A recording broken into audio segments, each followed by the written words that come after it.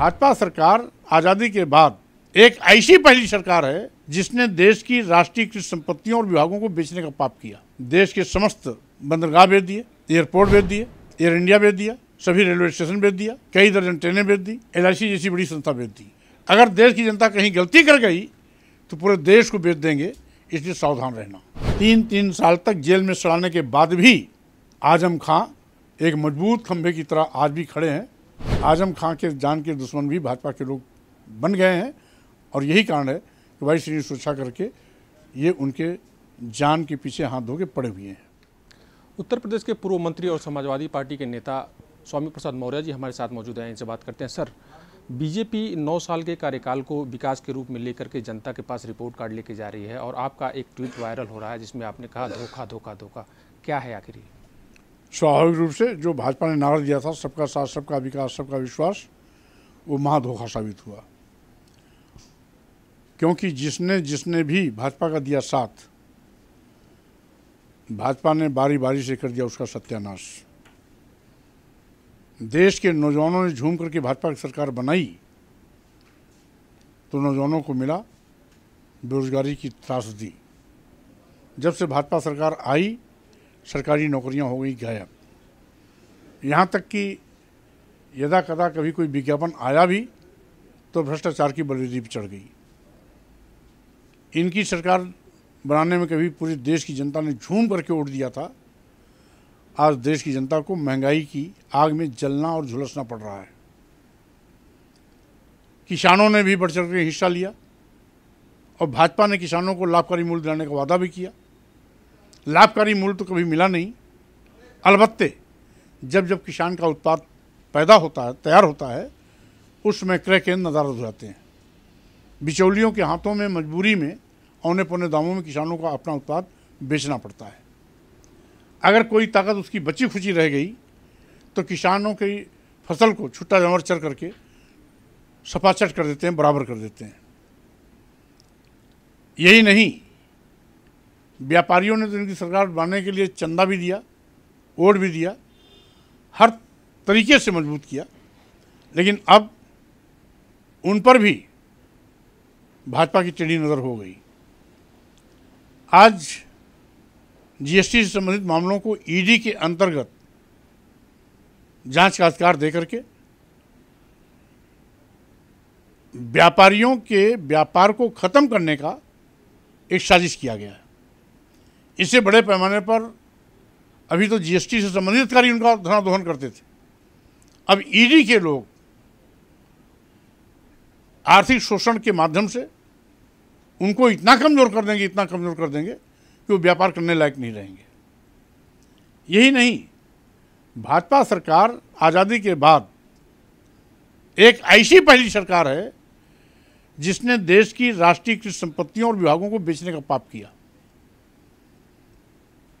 अभी हाल में इन्होंने देश के समस्त बंदरगाह बेच दिए, एयरपोर्ट बेच दिए, एयर इंडिया बेच दिया, सभी रेलवे स्टेशन बेच दिया, कई दर्जन ट्रेनें बेच दी, LIC जैसी बड़ी संस्था बेच दी। और ये सभी संस्थान लाभ वाले संस्थान हैं। दिया किसको? अपने चहेते उद्योगपतियों को दे दिया। आखिर क्यों? जिन सरकारी विभागों में सरकारी नौकरियां मिलने की उम्मीदें नौजवानों ने पाल रखी थी, उन नौजवानों की उम्मीदों को गला घोट दिया। जब सरकारी विभाग उद्योगपतियों के हवाले हो गए तो उद्योगपतियों के यहाँ सरकारी नौकरी नहीं मिलने वाली है, उनके श्रम का शोषण होगा। तो भारतीय जनता पार्टी ने एक एक करके सबको कमजोर किया, सबका सत्यानाश किया, सबका बंटाधार किया है। उसी के प्रति मैंने आगाह किया। अभी तो इन्होंने कुछ विभागों और कुछ राष्ट्रीय संपत्तियों को बेचा है। अगर देश की जनता कहीं गलती कर गई तो पूरे देश को बेच देंगे, इसलिए सावधान रहना। सर, आपने बेरोजगारी की बात कही, जबकि बीजेपी का कहना है कि हर महीने नियुक्ति पत्र वितरण कार्यक्रम चल रहा है। क्या लग रहा है बीजेपी का ये दूसरा कार्यकाल है? योगी सरकार काम कर रही है और रोजगार देने की बात कर रही है। जो जनसंख्या है उसके सापेक्ष रोजगार घटा है या बढ़ा है, क्या दिख रहा है? रोजगार बेइंतहा घटा है, क्योंकि सरकारी विभागों में नौकरियां मिलती हैं तो नौजवानों को जीवन यापन करने का एक अच्छा मौका मिलता है। काम आप अभी भी नौजवान से लेंगे 8 घंटा, मेहनताना क्या देंगे? 8,000, 9,000, 10,000। इस महंगाई में 8,000, 9,000, 10,000 में कौन सा व्यक्ति किराए के घर में रह करके अपना खाना पीना खा सकता है, कपड़ा पहन सकता है? और मान लीजिए अपना खा पी भी लिया तो अपने माता पिता को क्या बाहर घर से निकाल देगा? अपने बीवी बच्चों को क्या स्कूल नहीं भेजेगा? उसे कपड़ा नहीं चाहिए, उसे खाना पीना नहीं चाहिए? 8,000 रुपया, 9,000 रुपया, 10,000 रुपया पाने वाला एम्प्लॉय कहाँ से लाएगा? कितना पाएगा? तो जब खुद के खाने के लाले हैं तो उसके बीवी बच्चे और क्या खाए पिएंगे? स्कूल कैसे जाएंगे? कपड़े कैसे बनेंगे? माता पिता क्या खिलाएगा पिलाएगा? तो स्वाभाविक रूप से ये श्रम का शोषण है और बेरोजगार नौजवानों का मजाक। सर देखा जाए तो समाजवादी पार्टी के कद्दावर नेता थे शिवपाल यादव, उनकी सुरक्षा व्यवस्था को घटा करके जेड से वाई कर दिया गया और आज जो खबर आ रही है कि आजम खान की सुरक्षा व्यवस्था को ले लिया गया, वाई श्रेणी की सुरक्षा व्यवस्था को। बार बार लगातार वो कह रहे हैं कि उनकी जान को खतरा बना हुआ। स्वाभाविक रूप से उनकी जान का खतरा था भी, है भी। 3 साल तक जेल में सड़ाने के बाद भी आजम खां एक मजबूत खंभे की तरह आज भी खड़े हैं, न टूटे हैं न झुके हैं, और आज भी मजबूती के साथ खड़े हैं। तो स्वाभाविक रूप से भाजपा ने अब एक नया तिकड़म रचा है वाई श्रेणी सुरक्षा हटाने का, और वाई श्रेणी सुरक्षा हटाने का मकसद है कि जिस तरीके से आज अपराध जगत के गुंडे माफिया अपराधी जगह जगह सरकार के इशारे पर आपराधिक कृत्य कर रहे हैं, उन्हीं बाहरी गुंडों के माध्यम से आजम खां के जान के दुश्मन भी भाजपा के लोग बन गए हैं। और यही कारण है कि वाई श्रेणी सुरक्षा करके ये उनके जान के पीछे हाथ धो के पड़े हुए हैं। सर यूसीसी को लेकर के बीजेपी आई कि यूसीसी देश में लागू किया जाए और सबको एक तरह से जो संवैधानिक अधिकार है वो मुहैया कराया जाएगा। यूसीसी को लेकर आप क्या सोचते हैं? देखिए, इस पर सबसे पहले जल्दी में भाजपा सरकार कोई निर्णय लेती तो बाद में उसको पलटने के लिए मजबूर होना पड़ता है। इस सरकार ने कभी 1,000 के नोट बंद किए थे और 2,000 नोट की चालू किए थे।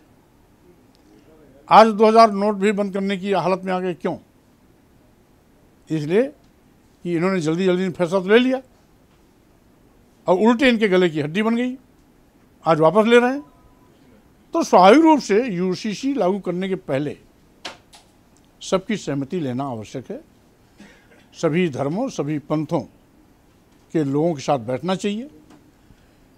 यहाँ तक कि हमारा देश विभिन्न संस्कृतियों का है, विभिन्न जातियों का है, विभिन्न पंथों का है, विभिन्न धर्मों का है, विभिन्न बोल भाषा और विभिन्न वेशभूषा का है।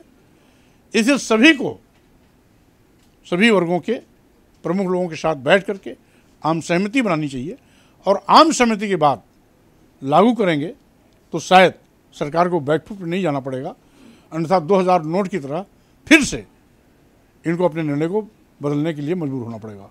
सर ओम प्रकाश राजभर का कहना है कि जिस हिसाब से महाराष्ट्र में एनसीपी टूटी है, समाजवादी पार्टी के कई ऐसे नेता हैं जो टिकट पाने के लिए उनके संपर्क में है कि वो बीजेपी के साथ जुड़े और टिकट पाएं। ऐसे में वो ये जो कह रहे हैं इसमें कितनी सच्चाई है?